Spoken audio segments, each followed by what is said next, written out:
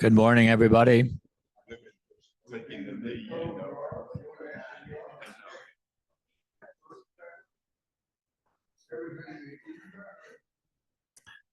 Good morning. Good to see you, everybody, here this morning. We have a few folks on Zoom. Probably we'll have some more join us. Let's pause for a word of prayer. Good and gracious Heavenly Father, we gather for this time of food and fellowship. We thank you for the opportunity to be members of this great church and to do your work. We thank you for our speakers this morning for their devotion and hard work in working to help us all get to the point where we can realize what Trinity Church can do in the world. Pray you would be with all of us and all our families. Pray that you would watch over and be with all the victims of flooding and storms. Help them find peace and comfort. Now we ask you to bless this food, the use of our bodies, us to your service. We ask in your name. Amen. So do we have any announcements this morning? I see some black and gold over here. So Ned, do you want to say a word?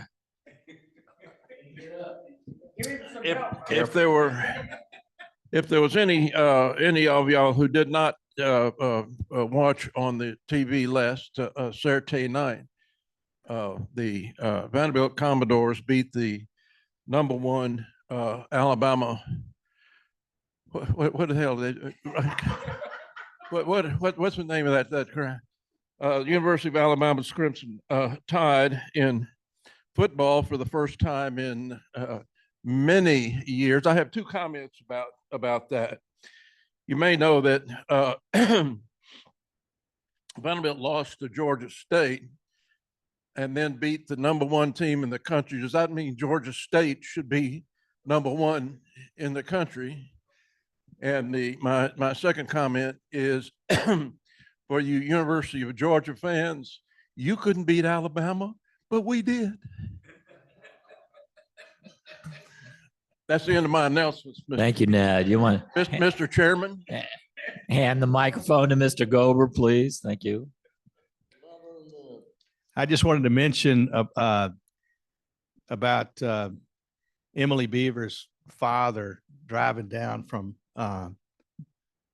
Black Mountain in a box truck that we filled up with donations from Trinity. And when I say filled up, and it was chest deep, you wouldn't believe how the work that Lucy did loading that truck and figuring out where to put everything. You see that there are still some items left here. Those are going to be taken by the Holy Smokers, who are going to go up there next week or the week after, and they're going to camp overnight, and then they're going to do their magic with barbecue for the folks up there. So Trinity is doing some good things. It's wonderful. There's some great pictures of all of that in the email that went out this morning. Bert, you want to tell us about next week?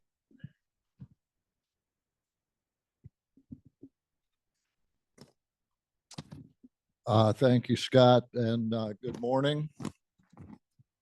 I am pleased to tell you about our speaker next week. Her name is Amy Ard, A-R-D, carrying on the Commodore theme. She's a graduate of Vanderbilt Divinity School. And Amy is going to talk about a program that she founded some years ago. It's called Motherhood Beyond Bars. This program, incorporated in 2018, has been involved in women who are incarcerated and deliver babies after their during their incarceration. Motherhood Beyond Bars has enrolled nearly every infant born in the Georgia prison system into their holistic family support program, currently supporting over 240 infants statewide. Our speaker was recommended to me by Tom Adams. I want to give Tom a shout out, and I think this will be a fascinating program next week. So,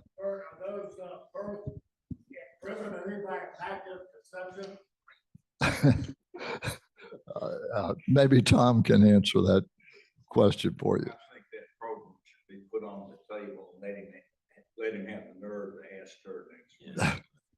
All right. So see you next week for that program. Thank you, Bert. Any other announcements? Any pastoral concerns? It was in the email this morning. The service for Buddy Ennis will be here at 11 o'clock next Wednesday in the sanctuary. And then I understand that his ashes will then be interred at Central Presbyterian in their memorial space. So our speakers this morning are Martha Kraft and Tom Owens, and they are this year's annual commitment campaign co-chairs. So you might know that that's who our speaker was by the fact that our attendance is about 50% of usual. But I did forewarn them,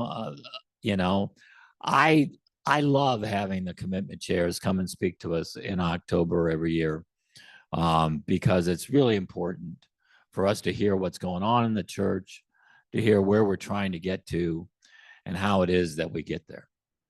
And we only get there by everybody doing whatever they can do, and whether that's contributing money or participating or loading up trucks or teaching Sunday school or whatever it is. And Tom and Martha are great examples of people with the energy to deliver the message.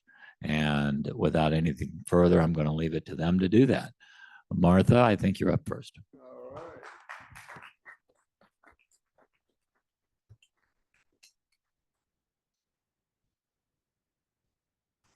Thank you. Thank you for having Tom and me this morning. I feel a little bit out of place here because I am neither a man nor a lifelong Presbyterian. I grew up going to First Baptist Church in Marietta. And in fact, I went there before I was even born.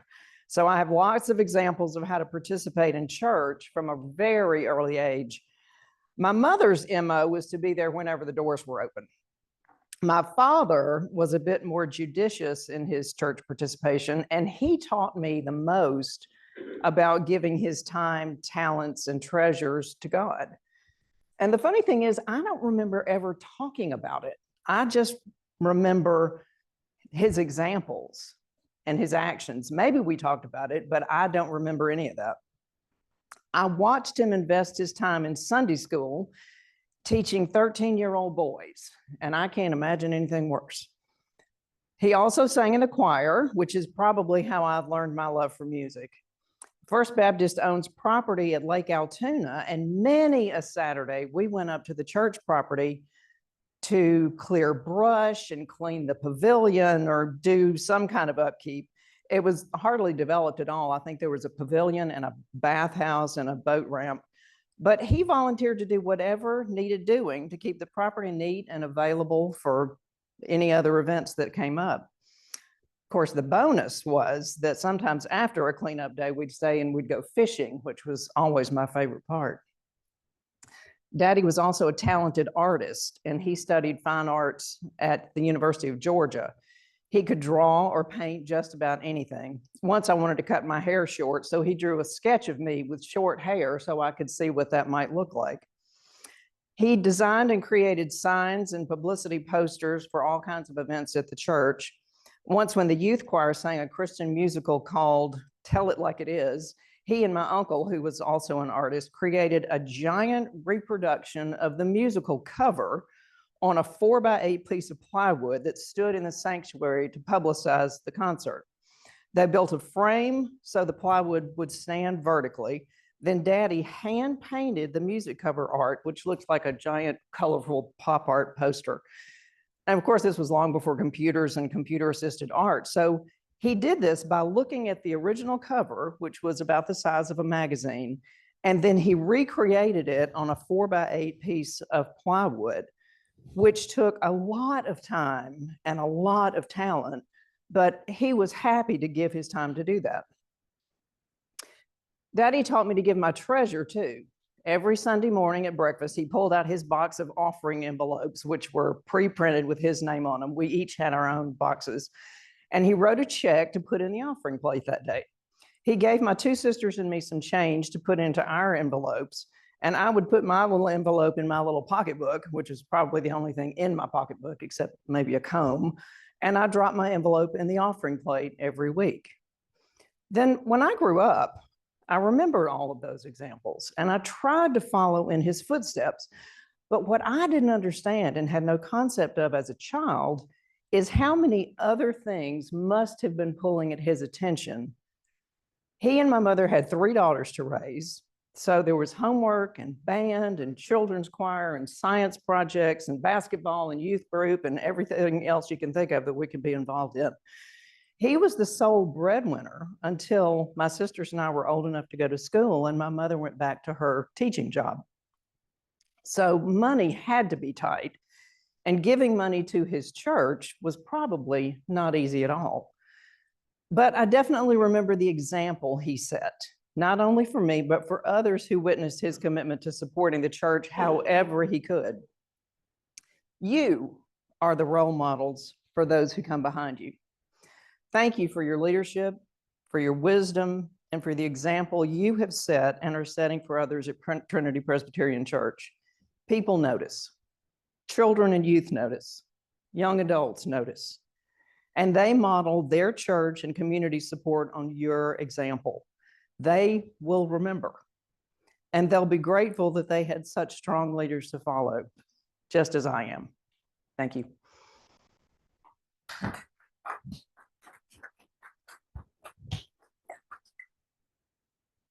All right. Good morning. I'm Tom Owens. I've spoken to a number of you this morning, and like Martha said, we really do appreciate this group. And I don't just mean Martha and myself. I mean the church in general. We recognize that this really is, as we were talking with Scott, I think this group's met every Friday with maybe the exception of one going back to 2001. And that really does. Well, yes, sir. Maybe longer. But it speaks to the commitment that this group has to the church in general and to one another. And as the father of 2 young children and a young family, we do notice and we do appreciate all that you do, not just in terms of commitment, but you can't go to anything at this church and not see several representatives out of this room. So thank you for that. I want to talk to you a little bit about the campaign in general and the budget for next year, and then I'll share some personal thoughts maybe at the end of that. This year's campaign target is $4 million. Last year we set a target of $3,750,000, and I believe when all was said and done, we ended up with pledges of about $3,850,000. So we think the $4 million target is absolutely attainable this year, and we're comfortable that we're going to get there. That target was developed with an actual budget in mind. There are some priorities that our leadership has identified that we want to have funded, and of course, the capital campaign, or the commitment campaign, is how we know and have the confidence to go forward with that budget. I'm on my 3rd year of session at the moment, and I can remember in year 1, maybe year 2, we got around to adopting a budget in about April, and I raised my hand when it came time for questions that is it normal that we adopt our budget in April? And I almost got laughed out of the room because apparently it's been just standard procedure that we get well into a fiscal year before we actually adopt a budget. I can tell you our current leadership is committed by the beginning of the year, we're going to have a budget and we're going to know how we're going to spend our funds going forward. That's going to be marked out. But that, of course, is dependent on the success of this campaign. To talk about those goals a little bit, the big thing is the addition of another pastor, someone who will focus on congregational care and education. Our current clergy are stretched a little bit thin for a church of this size. The good news in that is that we feel like at this $4 million level, with that level of staffing, we really are, it's sort of a sustainable staffing structure at that point. So, the budget, I'm sure, will always increase a little bit year to year, but we don't necessarily foresee major expenditures that are going to cause us to have to jump each and every year going forward. We want to expand our relationships with some of our partner organizations in terms of mission and impact grants. And one of the big things is that I know Rebecca's working very hard to program in the regular maintenance and upkeep of our facility. We don't want to get in a situation where we've got a backlog of deferred maintenance that we have to take care of in the future. We want to start actively budgeting for the needs of this facility going forward. And I'll speak to that for just a moment. You're all aware we've got a large campus and it takes significant effort and expense to keep it going, not just in terms of maintenance, but heating and cooling. Operationally, this is not a cheap facility to keep going. But as we think about that, there's a couple of things that come to mind. One is that we want to maximize this facility. All right, we've got it. We want to use it to, if we keep with the theme of our campaign, we want to use it to fulfill the greatest commandment. Right. And so as we think about that, I think the first thing is that we do have to recognize that we're going to have a certain amount of overhead in this facility, regardless of how we use it. Right. We're not going to go tearing a wing off of this place. We might as well keep it full and get the most we can out of it. There have been, you can obviously tell, there have been tremendous strides over the last probably 2.5 to 3 years in terms of refreshing the facility. We really are in great shape in terms of maintenance at the moment. And part of that has been efficiency. We've got smart thermostats and lights that shut off automatically. Rebecca was just telling us this week, she sits down to write a sermon, and by the time she's done, the lights in her office go off. She's got to start waving her arms around to get the lights back on. But we've made conscious efforts to the areas, while they're not in use, to save what we can. And of course, new HVAC systems, which is remarkably more efficient than what you had previously. That's just how things go. But the campus obviously is used well beyond Sunday morning, and we want to keep it that way. This group, for instance, on Friday, I've got a sister-in-law that'll be getting married here tomorrow. We run 2 full-time preschools out of the facility, one year-round, one in the summer, vacation Bible school programs, youth groups in the evenings. There's really something programmed almost every day here at Trinity, and we're proud to have the facility that can handle that. Another point in terms of facility is the usage of Dobbs Chapel. This year's budget contemplates a regular evening sermon series out of Dobbs Chapel. Those things may be stuff that are just more appropriate for smaller audiences, or something that the chapel lends itself to musically. I think Scott will tell you, acoustically, beyond just the visual, it's a beautiful space.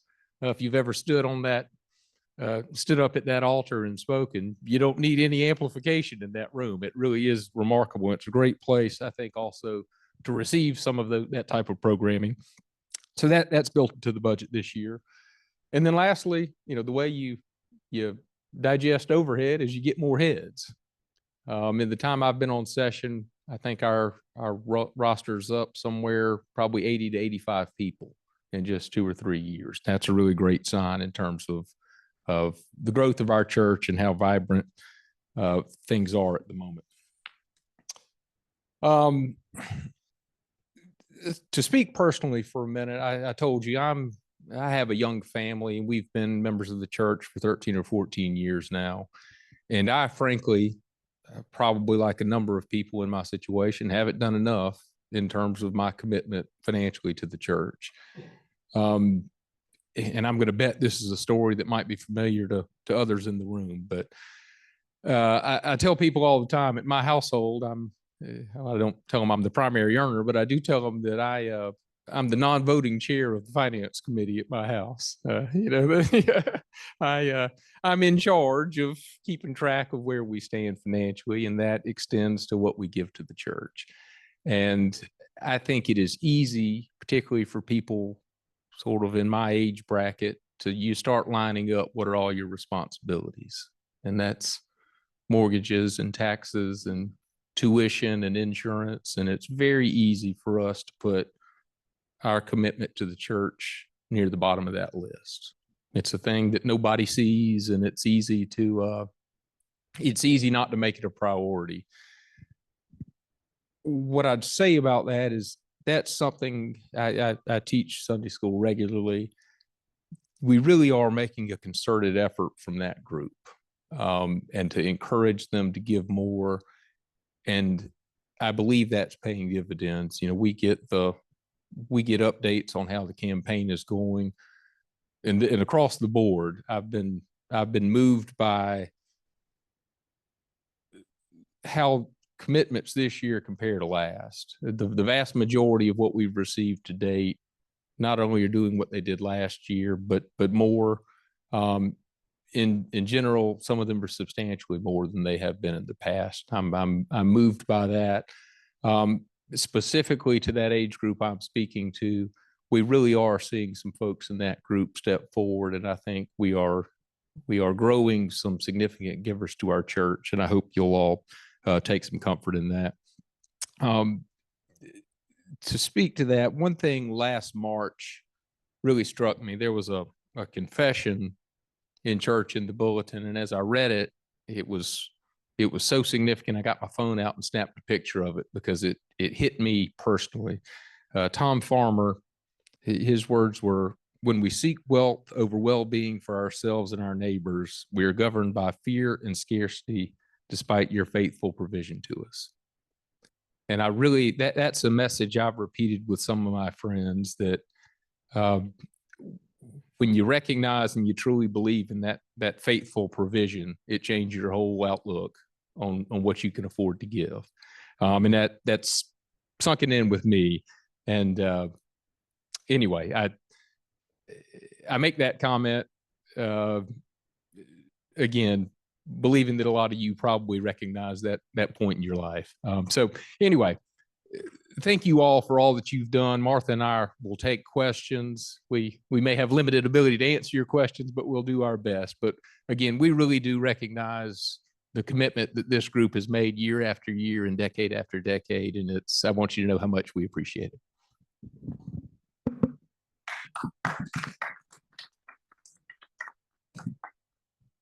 Had a question based on what you just said in part, and that is when you look at who's contributing to the church, do you look at different age groups and try to see how they compare? And can you see maybe, I don't know if you have over time looked at how things are progressing, whether we're getting the support from people your age, the younger folks in the church versus the older crowd. I just think, like, when I started practicing law, the top salary at the top firm would not be a big contribution, but you guys have so much to pay, like in tuition. It's gone through the moon. If you have private school tuition, you have totally different budget for someone younger folks like you guys versus our crowd. And I'm just curious as to how do you break down the commitment to see how are we doing? Are we building at the younger crowd so that we'll be able to carry forward?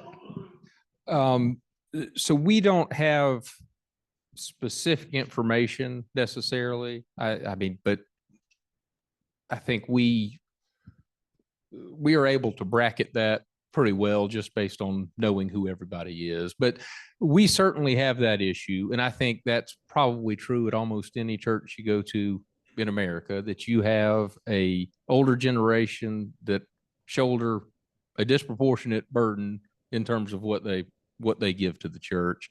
I think our efforts really is to grow that group that's younger and get them into that practice of hopefully, like we said, increasing significantly as they can. And I think part of that battle really is the theological battle, right? That I mentioned, that recognizing there's a provision that's been made to you and these things are going to work out, and we don't need to be governed by fear and greed. And there's some elements of both of that, right? I mean, when you think about holding back, you're really worried that it's not going to work out next year, right? Or that we may, I could slip on a banana peel at work and things don't go well for a while. And it sort of speaks to that essence of faith that, it's going to be all right. You keep working hard and things are going to work out for you. And your ability to give may be beyond. I've sort of used the idea. I feel like I've tried to build a financial fortress around my family, and it's, while I want to support them and be able to provide, I don't need to live in fear that that I'm going to come up short. It's going to be all right, and as long as it doesn't mean you don't try on that front, but as long as we keep trying there, it's going to be all right. And you really can do more than you realize. And I think we're trying to get that as much as anything. I want that message to sink in with the folks who are my age, as opposed to trying to say, we need you to replace this person and that person. We just want you to, from a fundamental and a philosophical standpoint, we want you to be growing into those givers. But yes, I mean, just anecdotally, knowing those people, looking at them age to age, year to year, we've got some folks that I consider my friends, and I'm proud of what they're contributing. And one of the things we looked at this past week, we talked about new members are giving right off the bat, which is really encouraging. We were looking down the list where the pledge was 0 last year, and then they've made a nice commitment for their very first year at Trinity, which was awfully nice to see. And that's across the board in age group. It's not, it's not just a younger or older, but I thought that was really encouraging to have people jump in with both feet right away. And now the unfortunate part is we lose some members, Mhm. right? And we have some folks who pass away, other things that come off that roll. So we're nearly to our goal based on the increases and the new members, if everybody else just gives what they gave last year. But what that doesn't recognize is that we lose some of those gifts, and some of those are on the very top end each year. So we still need to push a little bit.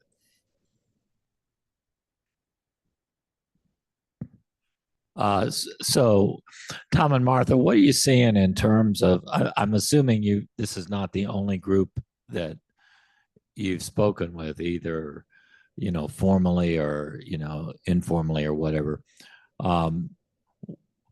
What's the energy level response that you're seeing? Are people tired of it? Say, leave us alone, we'll just send in our check. What's their response? Well, it's early. No, I've very been positive. really encouraged. You think you're going to get the ho hum, oh my gosh, it's not you again sort of response, but it's been really encouraging, and people are very excited to tell me that they've sent in their pledge, or I've got my card in my hand, I'm going to, get it in now. So we might be naive and we might be picking the low hanging fruit at the moment, but I can't help but think we've got just a wonderful energy in our church at the moment.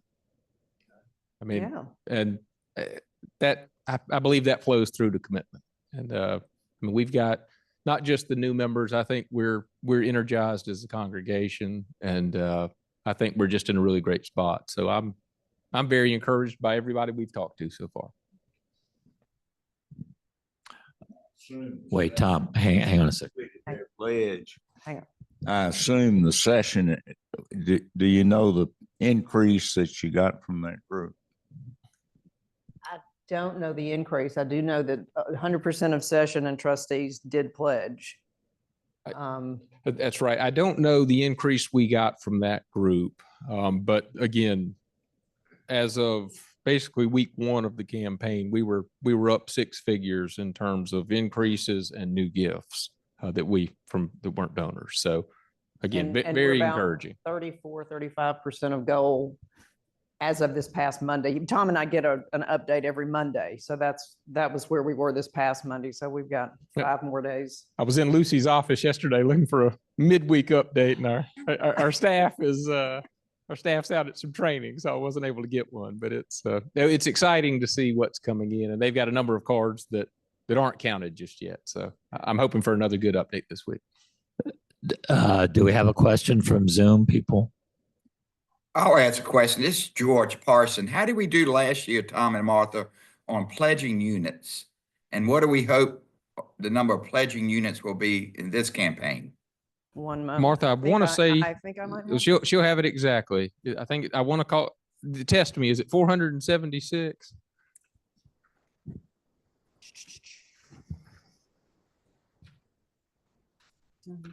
If it's not, tell them it is. Where, let's see. I know it's in here. It was in the, I want to say we had I 476 think that's units right. last year, and right now we are, with what I know has come in, You are so close.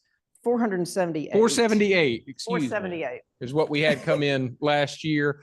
Right now, as of the start of this week, we were at about 150, and I believe there are, as of Tuesday, there were another 20 to 30 that were already in, and Right.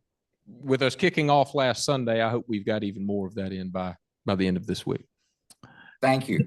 And do you have a sense of how many pledging units, potential pledging units we have at the church? 914.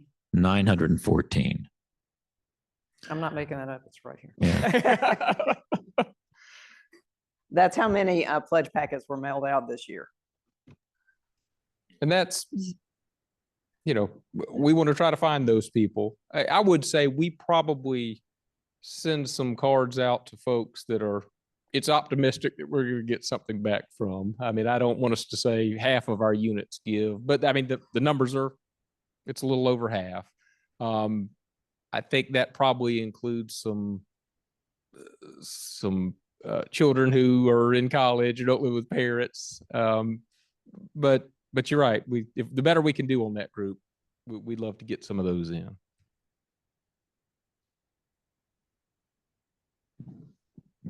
Any other questions, comments? Ned, you look like you want to talk. No?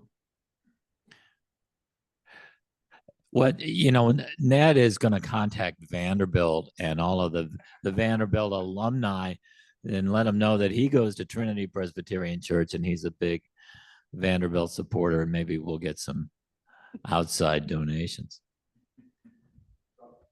Oh, yeah. Hang on, Tony. So back to the pledging units.